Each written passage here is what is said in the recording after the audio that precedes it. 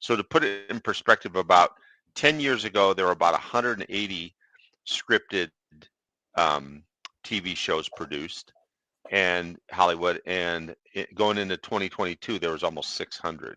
And that's because of the advent of streaming and all these cable channels and on-demand channels, as well as just traditional things like television shows and movies and things. So the demand for stories is greater than it's ever been.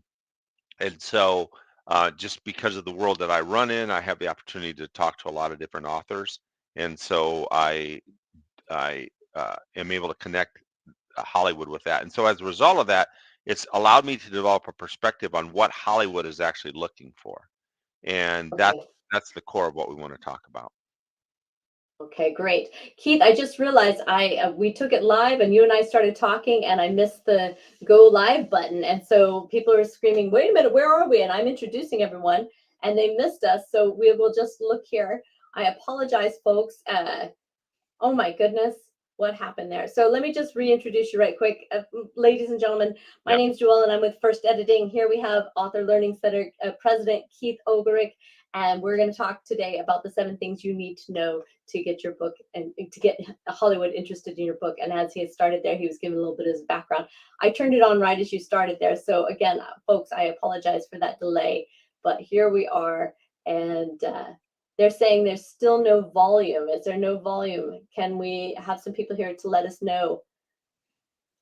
Please tell us you have volume. Anyone? They were Everyone not else able has to, got it. they were There it not able is. to, There's, yeah. yeah, let's see. All right. No sound or video. We have sound on my side. Yeah, I can hear Let's you see here. fine, Joella. Okay, they can hear us. They can hear Yeah. us. Good. Well, they were saying they couldn't hear us, and I was like, Okay. ah. Right. Okay, we're good.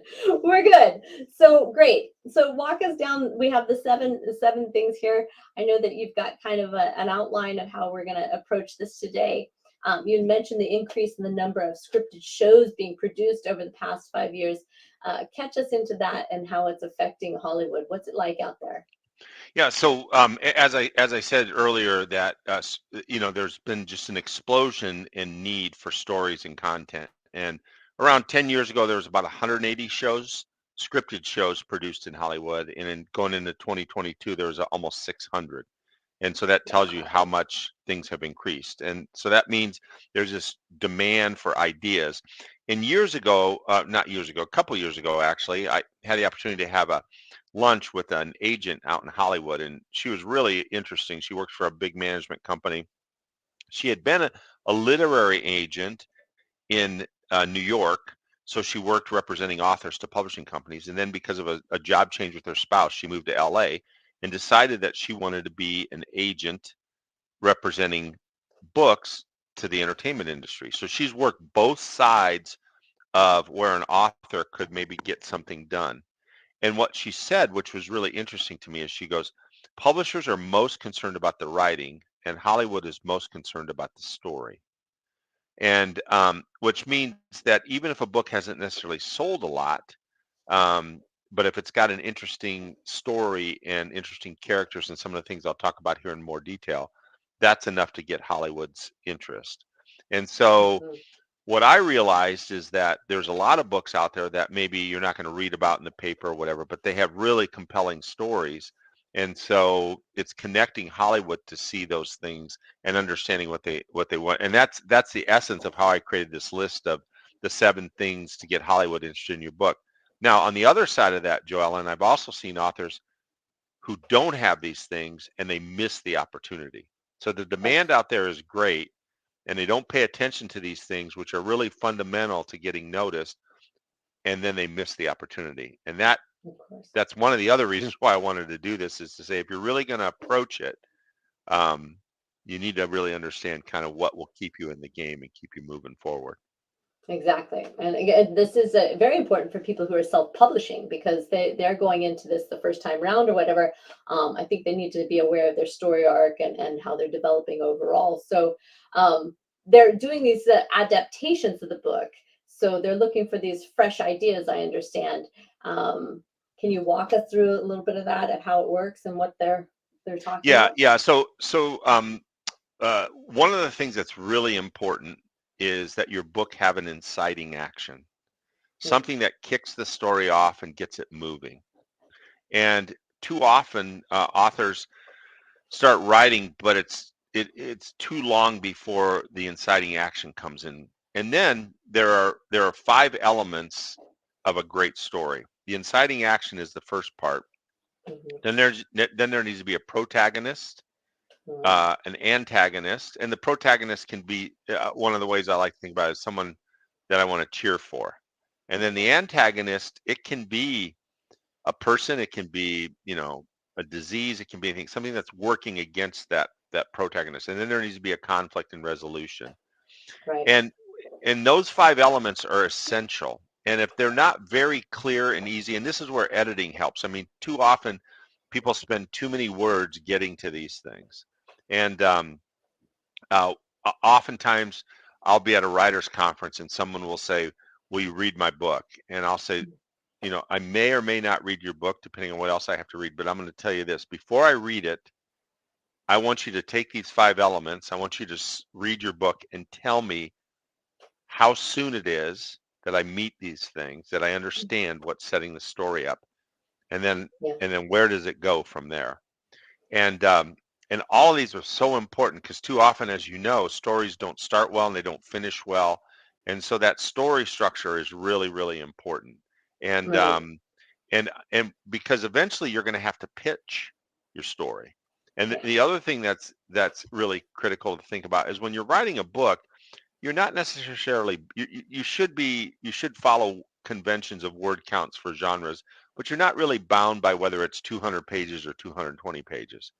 But Mhm. when you're doing something for the screen, you're bound by time, which is why it's an adaptation. So they have to make it, if it's a streaming thing, it's usually 48 to 45 minutes. If it's a movie, it's got to be, no more than 2 hours. Usually it's, 98, maybe 104 minutes, something like that. And so if you don't know those things and you don't have those things very clear, it's just not going to adapt well. And Right. people aren't going to spend the time reading a 600-page book trying to figure out who the protagonist is. I mean, No. they're just not. They're just not. No, and I mean, and this is you and I talking about that. Imagine it's you know, the with the publishing houses in Hollywood and that. I mean, they are inundated daily with millions, literally millions of stories that are trying to get their attention. So it's very important to be prepared for that. So, Right. so after the inciting action, our second one, tell me about, I have here what's at stake. Right. So when you have an inciting action, that sort of kicks the story off. But then it's very important. I need to know what's at stake. Is the person kidnapped going to be rescued? Is the asteroid that's going to hit the Earth going to be stopped? Mm. Pick all the movies that you like. There's always something very early on, or in a book, there's something very early on that tells me what's at stake. And Mm. so that's really important. And if it takes me 3 chapters to figure that out, I'm probably not going to stay with it. And all the best pilots. So I actually was rewatching a show that I'd not watched before that was on. It's called Homeland, right? And I've just Yeah. watched it. And it's funny, since I've been working in Hollywood, I look at shows differently. And so it's very clear who the protagonist and antagonist is very early in it's just the pilot. And what's at Mhm. stake is they believe that there is an American soldier that the terrorists have turned who's going to become a Mm. double agent. Like, I know that that's the story, and I'm not even 30 minutes into the show, right? No. And so that becomes really important. And again, that's where a good editor, a good storyteller will realize I got to get to those things really important, because if I know what's at stake, and even we've talked about this on other podcasts, like Hallmark movies. Will Mhm. they fall in love? Will she leave her job as a New York lawyer to save the apple farm? There's always something at stake. And so one of the things that I encourage authors to do is take an honest look at your book and say, can you identify these 5 things of an essential story? Right. Um, and then can you tell me what's at stake and how long do I need to figure out what that's about? Right. They want you, somebody else, can you please repeat those 5 things right quick so that I Yeah. think we have people taking notes. Yeah. An inciting action, which is what sets the story in motion. a protagonist. That's someone that I want to cheer for, someone I want to follow on their journey. And oftentimes that protagonist has both an external journey and an internal journey. The character moves through a process in a story, whether it's a TV show or a movie, and they're both changed internally and externally. An antagonist, something that's working against the protagonist, whether that, and it doesn't always have to be a person. If it's Spider-Man, it's another villain, or in the Avengers. But sometimes, there's a disease. Someone has to overcome a disease or something like that. And then the Hmm. conflict. What's the conflict in the story? What's the struggle that they have to work through with the character? And then this is really important. What's the resolution? How will this story finish? And too often in stories, in fact, there was just a book this week that had a really good setup and a really good premise, and it just doesn't finish well. You need to give me a satisfying and plausible answer.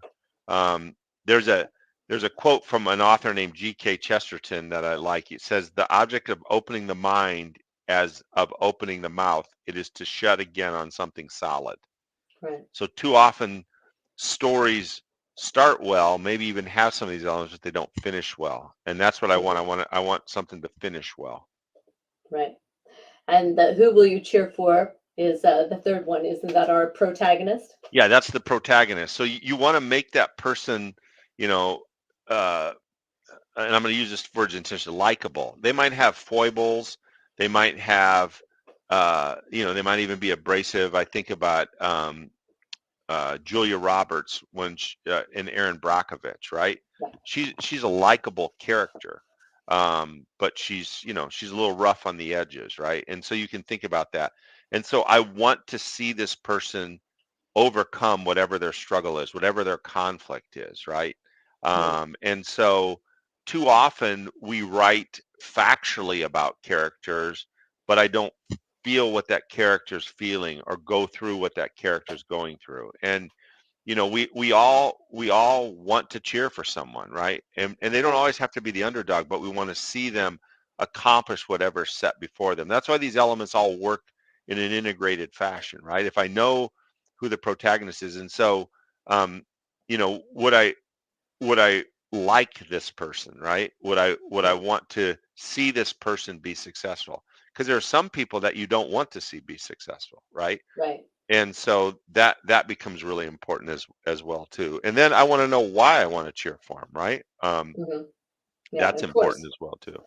Of course, and I think it's important when you're developing we do developmental editing, and when your editor is looking at this, they want to know who your protagonist is, and part of what you want to do immediately is get your readers to care. You need an emotional connection between your character and your reader, otherwise they're going to put the book down. So it is essential to set that within your setting and your plot immediately, so that we can go straight into those developing the characters, and then on into your plots and your scenes, etc. So tell us a little bit. I had a list here of your fourth one. It was, why do the characters act as they do? I think when we're looking at that, that's our background, that's our character development, right? Yeah, exactly. So characters are propelled by something. We're all, in our humanity, we're propelled by something. Is it hate? Is it love? Is it anger? Is it longing? Is it revenge? And Hollywood is particularly looking for that, because what happens is if I don't understand, and you don't have to give all that up necessarily in the first page, but I want to understand what is motivating that person, that character, to accomplish what they're going to accomplish, right? And one of my favorite movies of all time is Shrek, right? Right. Which is a wonderful little story, but you understand why, what motivates Shrek, right? And you also what motivates the donkey, right? Which is Eddie Murphy, right? Yeah. Um, and so whether it's a cartoon or whether it's, you understand what's propelling them and why they're committed to accomplish whatever they have before them. Mm. And we have a film festival where I live, and my wife and I just saw a film, uh, which I would commend to people. It was an independent film, so it hasn't been released. It's called Chocolate Lizards, but it had Okay. some really great performances. A guy named Thomas Hayden Church, who you may recognize, in it, Carrie Moss, who is from the Matrix anyway, but it was very clear, like all of this was set up in the movie because he had had an oil drilling business and he was about to lose the business. I mean, they set that up very early. And then Mm. they unfolded this thing. I mean, it was just a really masterful example of how to do that. And so we knew why he wanted to succeed, because he would lose his business, his thing. So he was motivated, and there are all these really nice little plot twists. And so too often we just talk about the actions an author or a character takes, but we Mm-hmm. don't let the reader in on, why is this person doing that? Why does Right. that person feel that way about themselves? Mm-hmm. And that's what really draws me into the story, which helps me care about the person. That's why I said these things are while it's a separate list, they all interact with one another. So, Absolutely. They're all yep. essential elements of the storytelling and creating that character and getting their background. There's some great tools out there now that you can use. But really to not only know the events that have happened, emotional traumas, the backgrounds, genetically, all of that becomes super important. And sometimes you can't reveal it all at the beginning, but you need to get people connected to them and then keep telling them a little bit more. It's like a relationship. I mean, you're developing a relationship between your readers and your characters, and you're letting them, slowly learn more and more about each other in a way that keeps them attached and keeps them excited for that protagonist to overcome whatever it is that's challenging them or creating the conflict in their life. So we have that's the number 4. Why do the characters act as they do? Tell us what's number 5. What's the 5th thing? Because I know Number everyone's taking notes here, and we're number getting lots five of questions. is explain the world they live in and its impact. Explain the Okay. world they live in and its impact. And the reason I say that is because too often um, characters will be set in a particular environment, and it's not relevant to the story. And I can think of 2 examples. There was a book that there was some initial interest in Hollywood, and it was set in Texas. But honestly, it could have been set anywhere in the world. Texas had no relevance Hmm. to its impact. Whereas there's a book that has been optioned and is actually close to getting an actress and a screenwriter and everything attached. And so it's this pathologist from LA moves to Idaho. Hmm. And so, which is interesting, right? Well, why? Why does she move to Idaho? And what impact does living in Idaho have? And so, like, that seems very simple, but one of the things that makes the story and the character attractive is those questions are answered. Like, Hmm. why she lives in, why she moves to Idaho. And the story is, and it explains, because she's trying to escape a stalker that had stalking her, and she moves to Idaho because it's a chance for her to be in charge of her own department, whereas in LA she would have just been this, a cog in a wheel. And Hmm. then you get to see how that environment impacts her journey as a character, right? And so it's really quite good. Then the stalker follows her to Idaho, and there's a whole piece on that. So those little things. And so I always said, if the character lives in fill in the blank, tell me why that matters. Don't just Right. randomly say they live in Texas or they live in Sweden or they live in Florida. Like, if they're going Uh, to live somewhere, let that play in. It doesn't need to be the main thing, but it needs to be something. Because if not, you know, Hollywood, they want. So there's a show on, I think it's AMC. It's called Dark Winds, and it's set, I think, in Santa Fe, New Mexico, or something. And it's like, that makes sense. Or one of the shows that I favored for a long time is a show called Longmire, which was on mhm, both AMC and then Netflix for a while, and it's set out in Wyoming, and and that played into the story. And mm, so you really want to think about the setting. And even if you're creating a dystopian world, if you're creating a world in the future, like, it needs to make sense why that character is part of that world, right? And too mm, often I've read fantasy, or I've listened to pitches on fantasy novels or science fiction novels, and they describe this elaborate world and the characters there, but I don't necessarily connect the character to the world. Like, what difference does that make, right? right. And World so, building. what's that? world building. So it's so incredibly important in storytelling in general, to have that background, so that let the readers escape and come into something that is attractive and unique, and creates fantasy or escape or whatever it may be for their specific story as they're telling it. Right. Well, So I want to understand the impact that it has on the character, because even if you put this in the context of even the people on this call, if I live in St. Lucia, which I think we have some from the Caribbean, that's going to mhm, impact my life differently than if I live in Wisconsin or if I live in Arizona. And so when you're developing your characters and developing your story, those things are important. mhm, Because it needs to make sense. There was another book I was thinking about, that it ended up not getting a deal, partly, which I'll talk about here in just a moment.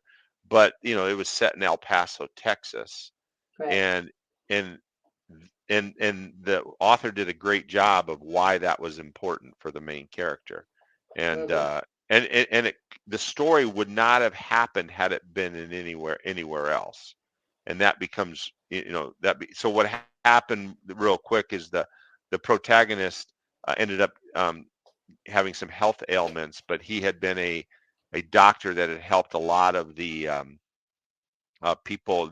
They had a lot of migrants that had come, and he had helped a lot of people who were underserved in the community. So the whole story was, now when he needed help, all these people who he had helped before came forward and repaired his car and worked on his house and did all this stuff.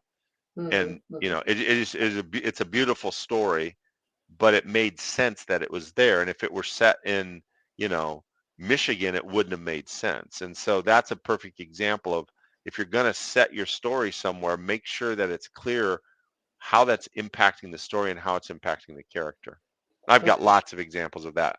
So Okay, we got a lot of questions coming in here. Shall we plug through, or would you like to get some of these questions now? why don't we do this? Because we only have two more. Let me touch on these last two if we Okay, can, good, good. right? And Mhm, then and perfect. then we'll and then we can take questions. They're So coming, folks. Hold in there. okay, yeah, yeah. All right, can you go to number 6, which is Yes. um, and this probably kills more books in Hollywood than anything. Get rid of the random things that come out of the blue. Mm, Um, I can't tell you how many. I mean, I've got some specific examples. Like there was one that's a really interesting kind of thriller, mystery thing, and for no reason, this woman just like all of a sudden becomes highly sexual. And so, and basically it was like the author said, well, I need to write in some sex scenes. And it was oh. so out of character because she was in a grieving state. She was in sort of a Oh. revenge state. I like the character, like you understood what was motivating the character. And it's like, no, Mm, that woman wouldn't just do, like, it was just out of the blue. And then a mm, lot of times that they will introduce supernatural elements out of nowhere, and it's mm, just like, where did that come from?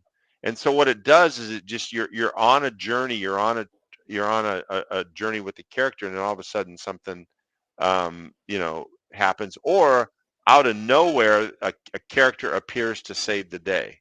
Like, where did that person come from, right? And so this is something to be very careful of. Some people think it's really important to use literary devices or what they think will sell, but actually it actually hurts the story because it's just random. You're reading, and then you're like, what the heck? Where did that come from? And I've mm, seen this so many times, and it makes people in Hollywood, like, you might have the inciting action, you might have the protagonist, you might set all this stuff up, and they're reading along, and then they put the book down and go, this makes no sense.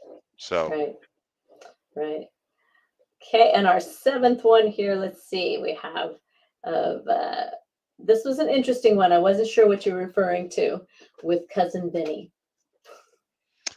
so um so I know who it is, if you know the but movie, so what I tell people is, if they get a deal offer in Hollywood, it's mm, always wise to have someone who understands intellectual properties to review the documents. But do not hmm, get a Cousin Vinny lawyer.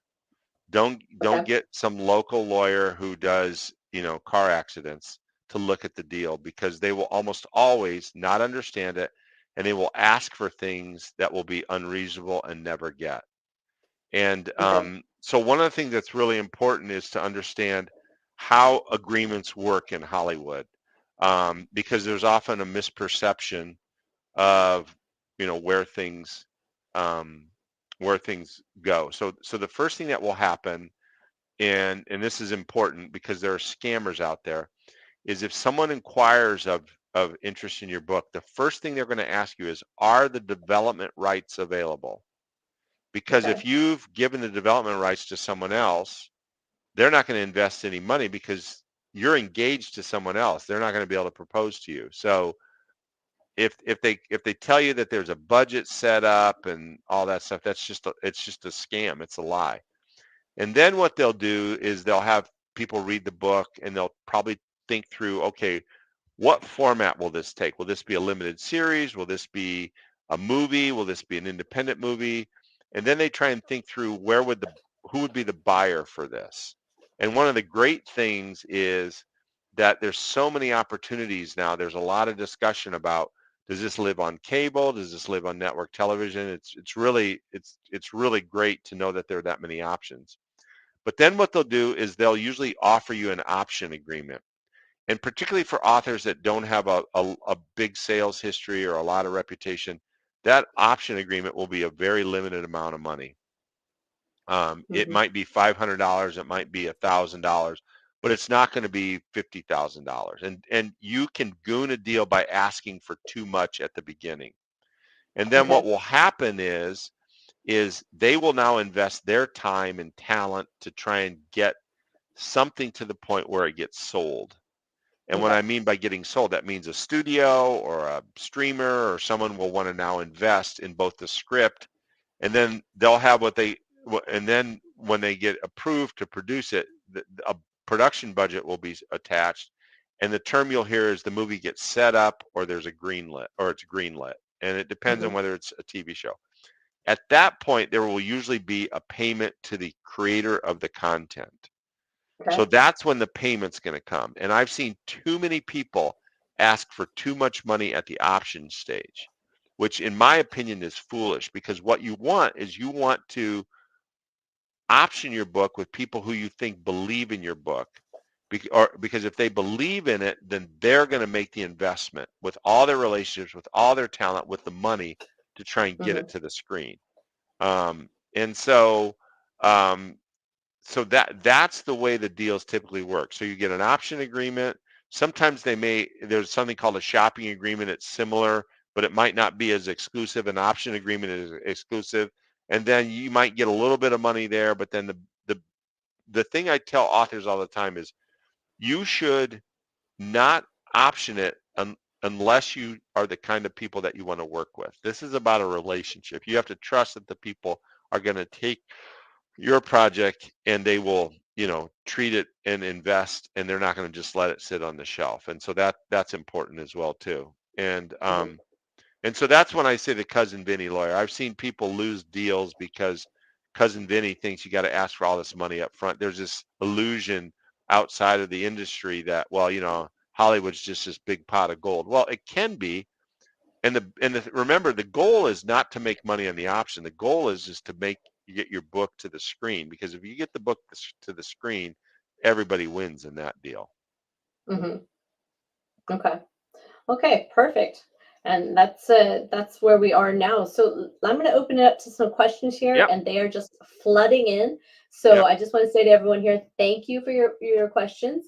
Please be patient as we try. I did star a few here and there as we go through. I'll try to go back up because those who have been the most patient here. I don't want to skip over and go to the last one.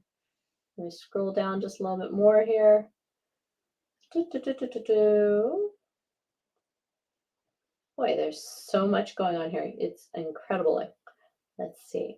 All right. So, in light of the success of Daisy Jones and the Six, question is here: do you think there is an increased interest in manuscripts that take place during the 1970s? I don't think there's I don't think there's necessarily an increased interest or less interest. I think what they're looking for is compelling stories, right? There's been a number of things. I referenced Dark Winds. I think that's set in the 60s or the 50s. I Hmm. think it's more important that you have all the elements that I talked about, right? And I've not Right. seen Daisy Jones in the Six. I know about the story, Hmm. but because something is set in the 70s or the 60s, isn't going to make it any more interesting or any less interesting if you don't have those elements. But if it's going to be set in the 60s and 70s, you need to understand why that's important to the story. Hmm. Okay. All right. Our next question is: are they looking for short stories?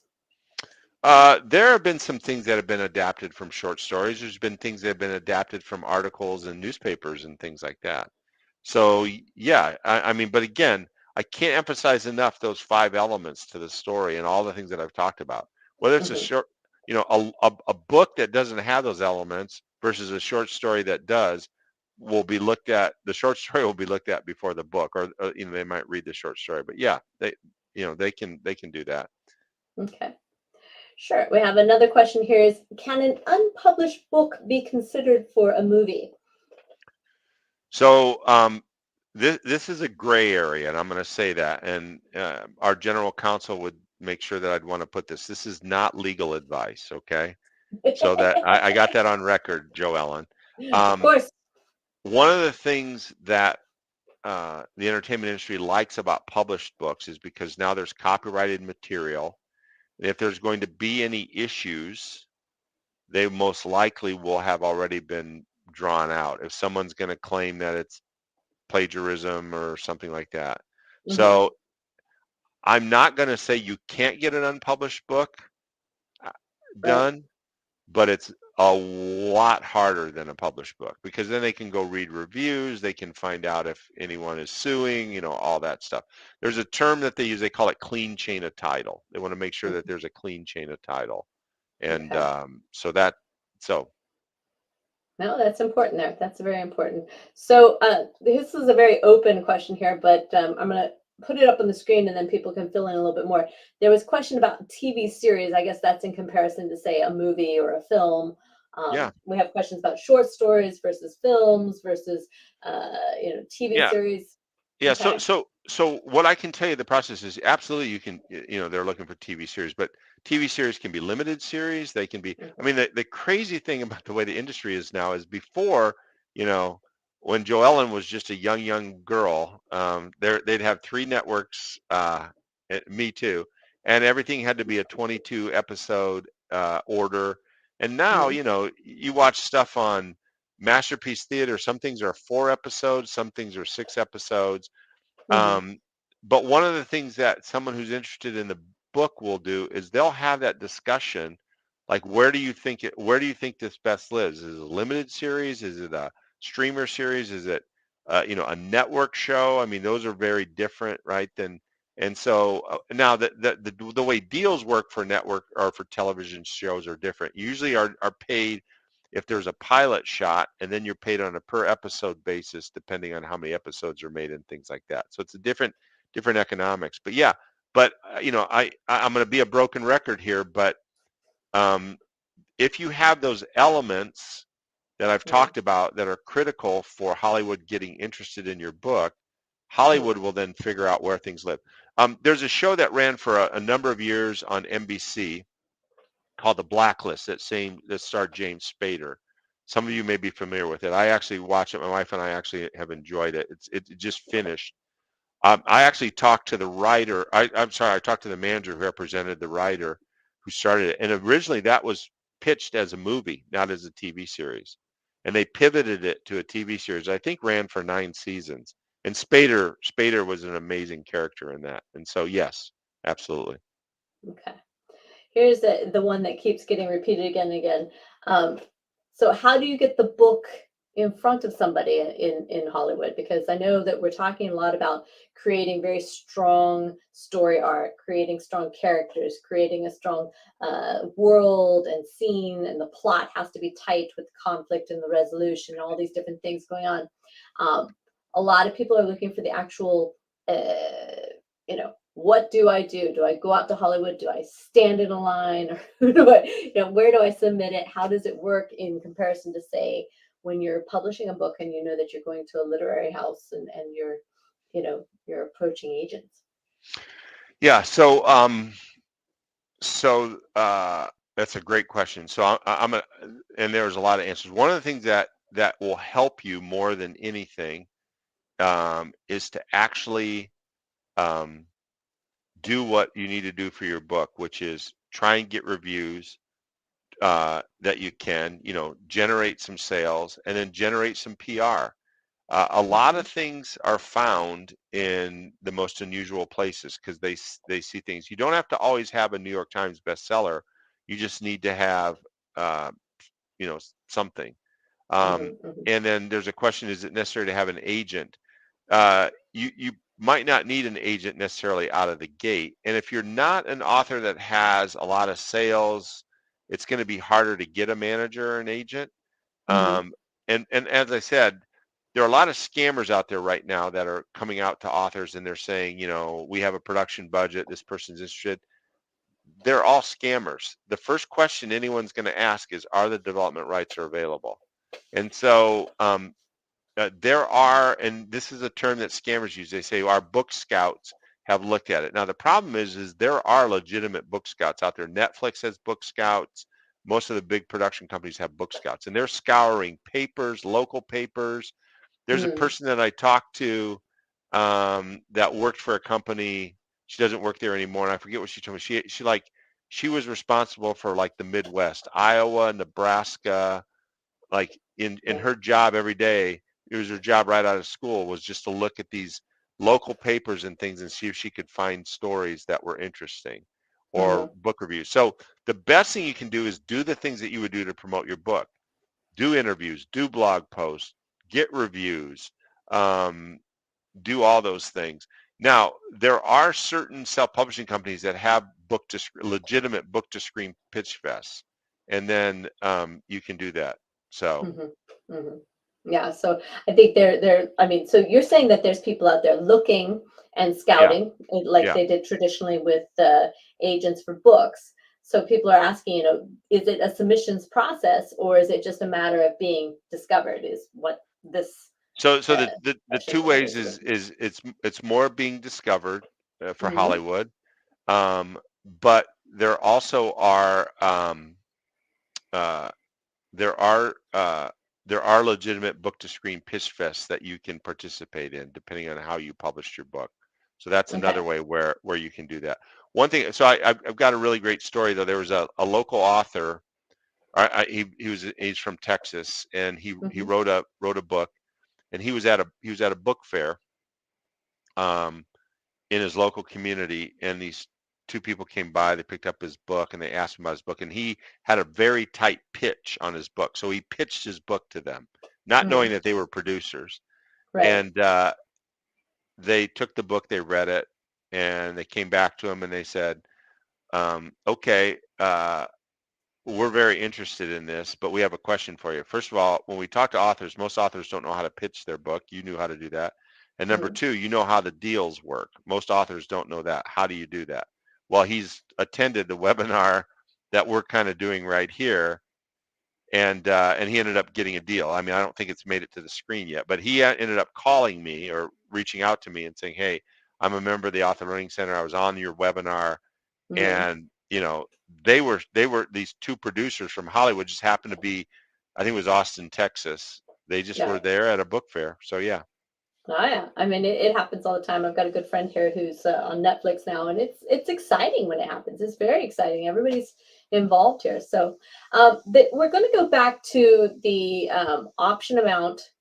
Is the option amount usually 10% of the purchase price of the screen rights? I guess people want to get into the details of them. no, no, What do you I mean? no, no, that's a cousin Vinny question right there. I've never even heard of that.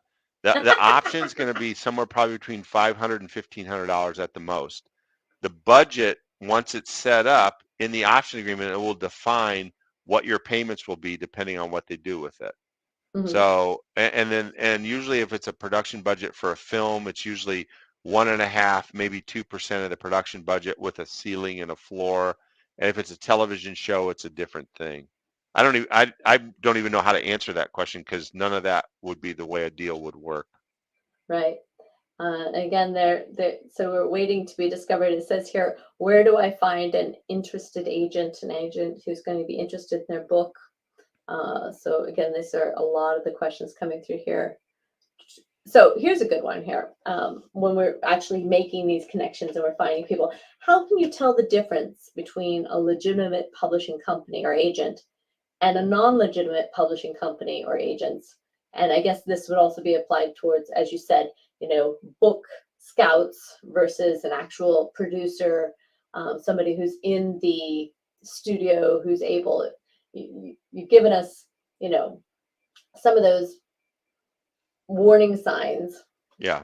Did we? Yeah. Is there Yeah. anything more that we want to add to that? Yeah. Let me give a very specific list. So first of all, legitimate people ask, first question is, are the development rights available? If they don't start there in the email and they don't start there in the phone call, they're probably not legitimate, because a legitimate company is not going to even have read the book at that point, because they're not going to invest one moment of time if they can't develop it.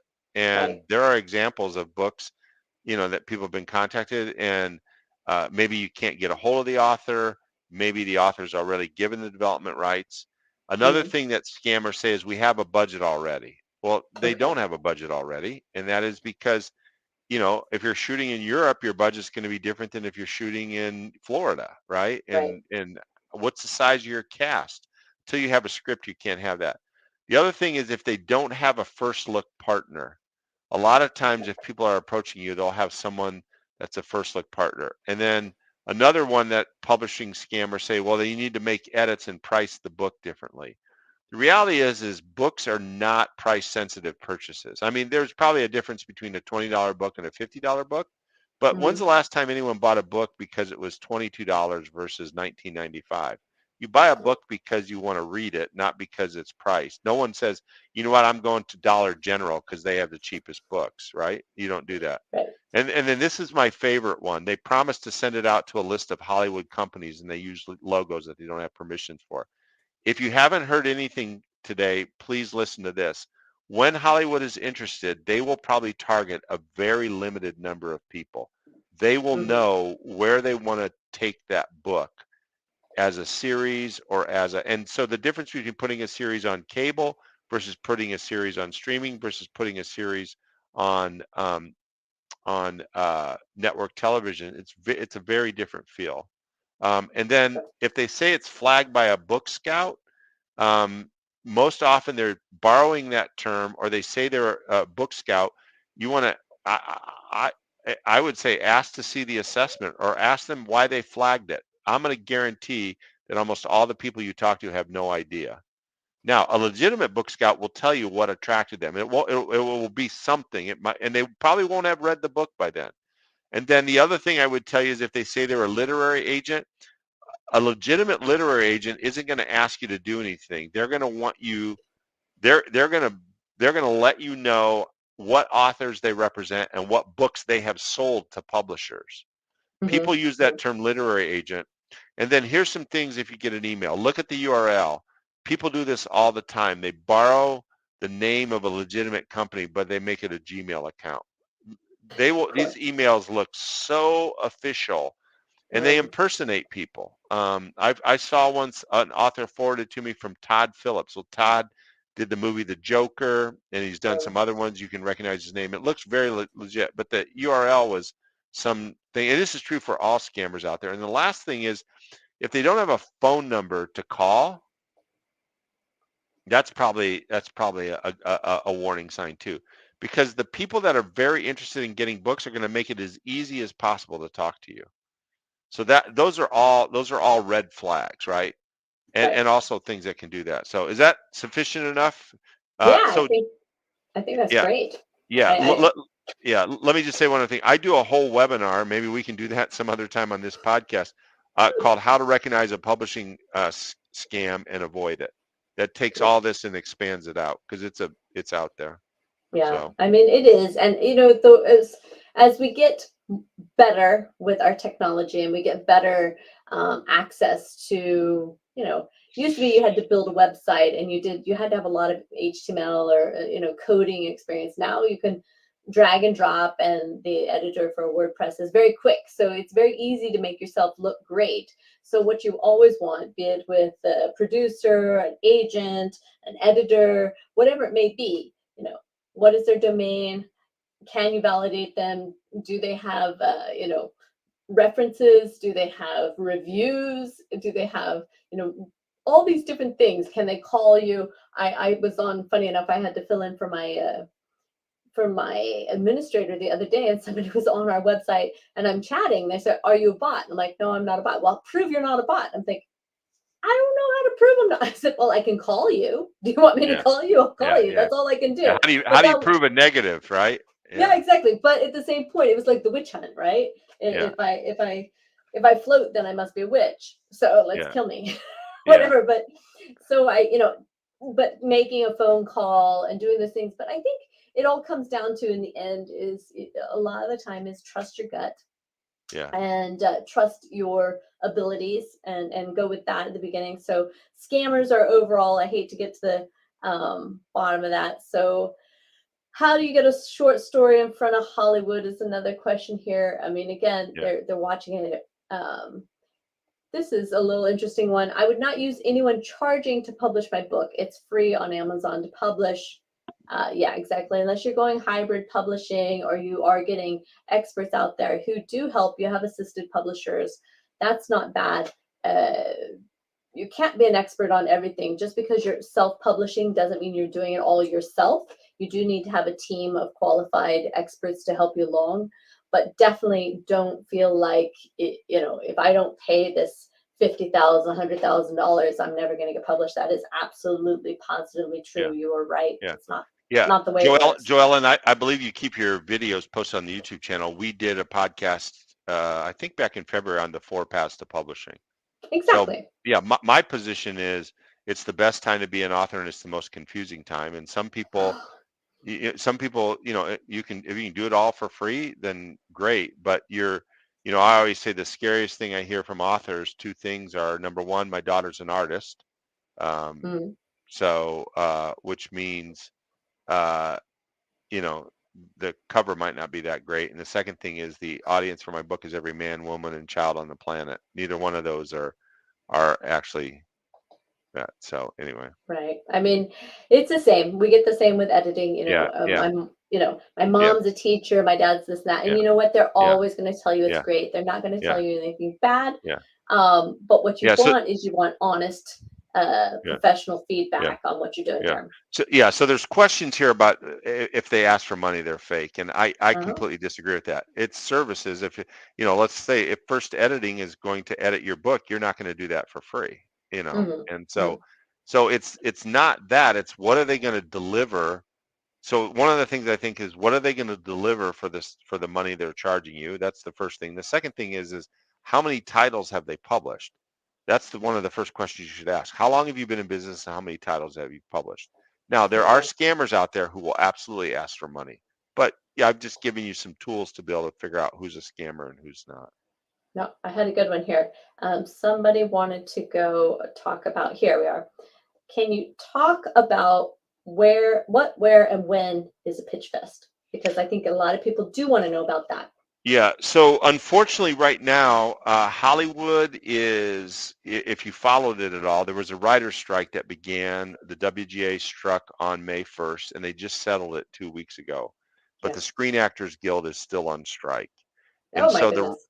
the Writers Guild strike is over. And so really from May till about 2 weeks ago, I mean, there was nothing happening in Hollywood, really. I mean, there was some stuff kind of behind it. And now the writers are back to work, so there's starting to be some script development, but the actors aren't back to work. So unfortunately, there aren't any just I can't tell you when a pitch fest is happening because it really there's Screen Actors Guild strike needs to settle, and then I think things will get back to normative. Hmm. Here's someone being creative here. Does it make sense to contact actors or actresses through IMDb who have production deals to pitch one's manuscripts? Um, I Uh, mean, that's a creative way of approaching it. yeah, I'm not going to tell you not to do that, but your pitch better be tight because if you irritate them, they'll put you on a blacklist and they'll never talk to you again. But again, Mm, I don't want to minimize this. If you get reviews and you do your news and PR, and if you're at book fairs and stuff, I mean, people will find you. I can tell you those actors and actresses who have production deals, they have people looking for content for them. mm, So mm. Right. And then we even got some questions here about editing. I'll catch that up in a minute, but the difference between editing and copy editing will. We've also got several. Everyone here is on YouTube, so you're already there on the channel. You can take a look at the 4 paths to publishing to get the more information about the different variations from self-publishing, hybrid publishing, assisted publishing, and traditional publishing and such. Uh, did I miss anything? No. no, no, that's right. Yeah. And then of course we have so many videos here about the different levels of editing, from the developmental overall, which is what we're talking about today, making sure that you have a fully developed story, that you have your characters, your plot, your scenes, your whole story arc, your conflict, your resolution, the inciting incident, all these things that are happening to make sure that you have a strong story. And then of course it should be beautiful and interesting and engaging and addictive, so that nobody wants to put it down. But you have developmental editing, the content editing, line editing, and of course copy editing, and all of those can be done. And we have more information on firstediting.com there. So let's see here. Where people are still pulling them in. A lot of are all pitch fests on the West Coast when they return. Are, yeah, There have been pitch fests in New York. Mm, There have been pitch fests, I suspect, in other places. But again, it's just, how things are going to be after the strikes versus how things were. I'm just reticent to predict how things were. In the past, there mm, have been them. There have been West Coast. There's been ones in other places. Will right, that be the way it is after the strikes are settled? I don't know. right. Well, we're coming to the end of our 1 hour here. I do want to show that we have Keith Ogorek today with us, who is the president of the Author Learning Center. And I'm going to let you tell him a little bit about it, but I do encourage everyone to join and become part of an accountability group of fellow writers and authors who can keep you on track. It's very difficult out there with all the distractions we have to achieve our goals. So the Author Learning Center is absolutely a fantastic way to connect in with others, to share your goals, to have accountability. Tell us a little bit about that and how we can get involved there. Yeah, so the Author Learning Center, very simple. 30-day free trial, $9.99 a month. Best way it's been described back to me is it's Netflix meets LinkedIn meets Fitbit for authors. It's Wow. author-inspired tools, a book launch tool, community, author circle, which means you can create a private online writing group for your project, and expert advice. We have over 6,000 pieces of content on pretty much any topic that you can think about. And finally, the other way to think about it, it's a GPS for your publishing journey, in the sense Mm, that as you go through your various stages of writing, editing, publishing, and marketing, we mm, try and make sure that you get answers to the questions along the way as you go. Because as mm, you know, it's a really long journey to get from idea to marketing a book. And so mm, just like when you go with your app or your Google Map or whatever, when you put in your directions, you put in where you're going to go and where you're starting from, and it doesn't give you everything at that moment. It gives it no, to you as you're on your journey, and that's the way the ALC works. And it's been really just personally and professionally satisfying. We have members from 120 countries. We've got some great stories of people who needed the accountability, needed the advice, needed the encouragement to mm. get to their goal, and they've reached it. On the homepage, you'll see it says member success stories. You click there and there's just lots of testimonials that are really, really encouraging. Right. I think that's so great because it is hard and it's been difficult to connect with others, especially after the couple of years of COVID and things Yep. like that. And to be able to reach out online and to have those little supports, those little reminders and nudges that just say, hey, this is where you put your goal. Where are you in that step? And having other people who cheer you on. I mean, we all need that. We all need that accountability, but we also need the encouragement and the celebrations of our successes, and really that connection The connection is so important, and I think that's really fantastic. We love what you guys are doing out there, and we appreciate it.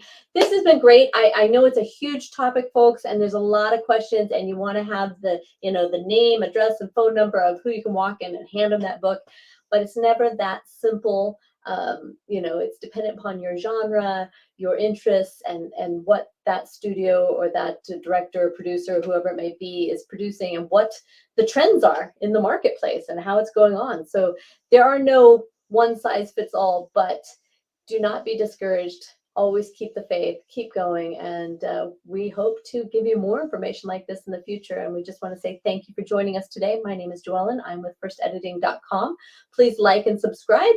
And if you'd like to get a free sample for your editing, please send that to editors@firstediting.com, or go over to our website, and we'll be glad to show you how working with a professional editor can help you get a very strong overall developed story so that you're ready to approach Hollywood when you are ready.